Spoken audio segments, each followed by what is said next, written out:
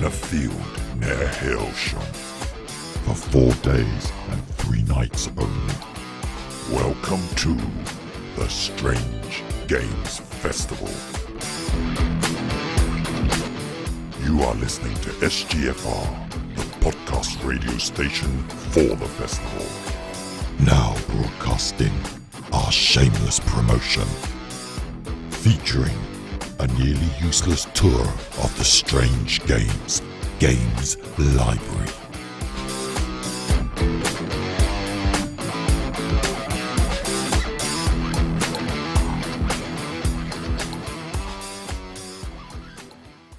There you go, that's 12.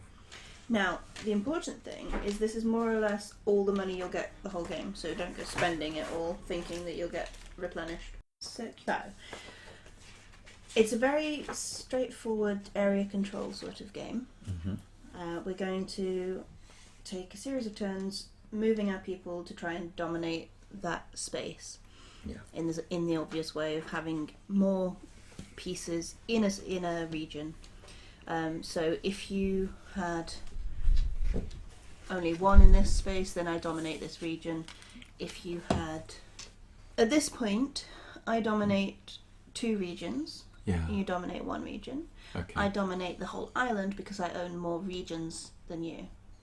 Yes. So you get a point for a region that you own and a point for each island that you own, which is why this is referring to it as 3 separate islands. Right. Even though there's no movement cost. So each one of those would be a victory point just by owning that one space. Is there a story? Yes, Yeah. but you have to make it up. Oh, well, we're playing 8-Minute Empire Legends. And it's by Ryan Lookat. Yeah, there isn't really a story, is there? So we're basically just trying to dominate the world. Mm-hmm.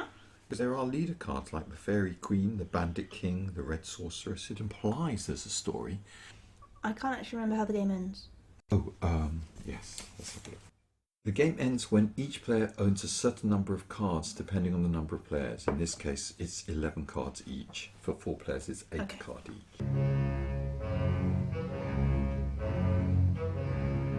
I can either add 2, which goes to 4, or I can move 3, which means I can move 4. Mm-hmm. Is that right? Yep. Now, if I move 4, they don't need to be the same places, do they? I can No. split them in different directions. So I could move 2 there, 1 there, and 1 there. Is that right? Yeah, it hadn't occurred to me that that was a region, but you're right, yeah. Okay. Let's do that then. Okay. Yeah. You're I'm going to hurt gonna me, aren't you? You're buy going to break Mountain one. Man. Uh-huh. Oh, which gives me 2 of those. And I move 5. All right. You've got to cross the water. Finally. All right. I think I would take the Noble Hills, which would get me a one-time ability of adding 3, which goes to 4, which goes to 5. So I can now add 5 armies somewhere. But the only place I can add the armies is where there's a stronghold. So I might as well add them there. Get back in the water. Off the water. I want to succeed in my own... So is that your last card, or is No, that... that's 10. And then I get to place a castle. Where do you want to go, castle? Why not? You can go there. So, you get to buy a card and make a move. I get to buy a card and make a move, and that's it. Mm-hmm. I can see why it's 8 minutes. Yeah.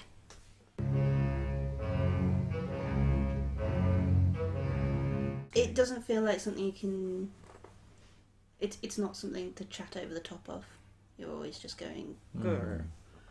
Yeah, plus a constant reading, especially if you're not familiar with the cards. After Yeah, I a think while- once we get used to the symbols, it might be easier. Yeah. Anyway, sorry, I was distracted. Well, I'm trying to distract you. One of my criticisms of Flux, for example, is once you really memorise the cards, then the game really becomes intricate and you have an unfair advantage over people who are new to it. But Flux is just pure randomness anyway. How can you get an advantage? You get an advantage because when you recognise the cards, you can process them faster and then you know the kind of intricacies, which means you can start stacking up a bit of an engine. And that might be, and in fact, there's a soft engine building going on here. Yeah, with these kind of augmentations to existing powers, which means when you get used to the flow of it, you can really start utilizing and exploiting. Okay, so that's the end, and now we do scoring. Right. Players now count up victory points by placing spare coin tokens on their victory counter. Right, regions. A player gains 1 victory point for each region on the map he controls. So I only control 5, whereas you control 7, I think. Well done. Island. A player gains 1 victory point for each island he controls. The player controls an island if he controls more regions than anyone else. So you think it's only 1 for you? Is that what you're saying? Yes, I believe so. Right. I think I've got 1. Yep. So I'm currently on 6 points and you're on 8. Mm-hmm. Nice. Abilities. A player gains victory points for any cards with abilities that give extra victory points. What are you on? 22. Well done. I'm on 16. And that's it. That's it. That's the That's whole it. game.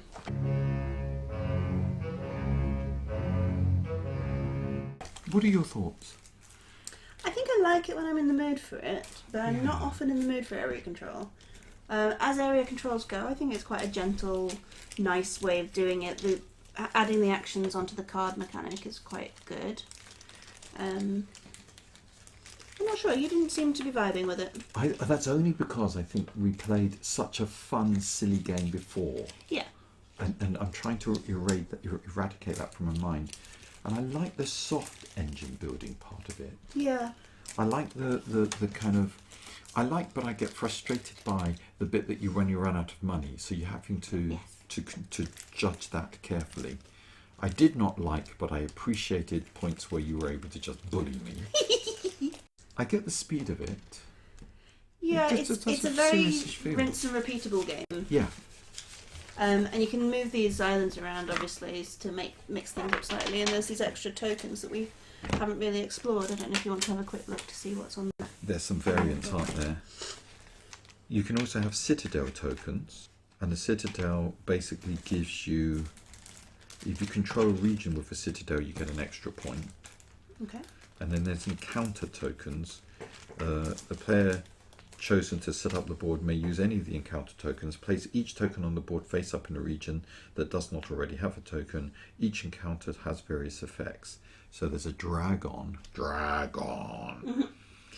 The first player to place the 7th army in the region slays the dragon and takes the token worth 2 victory points. There's magic portals, and then there's a band of rogues, and at the moment you land on it, you lose coins. As I look at these boards more, there's a bit of fun to them. There's a sort of sculptures on them. There's sort of ruined cities. There's special rules written on the boards themselves. There's only 4 boards, so you only play with 4 sides up front. Yes. And there's 8 sides. So your permutations are really around whatever the maths of that are. Yeah, and wherever those extra tokens lie, if you're adding them in. I think it does it well for a small. If you just had like an urge for a bit of area control, but didn't really want to play, didn't want to commit to a whole long game, it does fill that little urge. The box looks quite good. The box makes me think of a coloured version of a drawing from a Tolkien book, the cover of the Dragon Under the Mountain or something like that. Using the same scale, you can use this to cover up Laura's face so you don't have to look at her. Advisable. And it does say in a kind of scroll bannered across the top, 8-Minute Empire Legends, and a beautiful green dragon with a slightly deformed head. It's just a bit snaky. Snakehead. Yeah. Yeah, it's a worm, isn't it? Yes. Yeah, this is a worm with a winged worm. Yeah. Yeah. Nice colour scheme.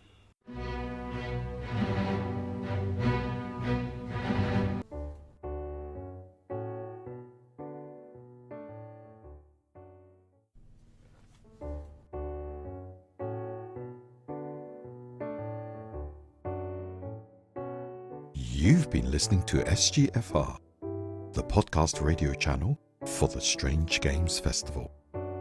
Your hosts have been Laura, Craig and Andy. And if you'd like to come on the show, message us on the Festival Radio channel on the Strange Games Discord server.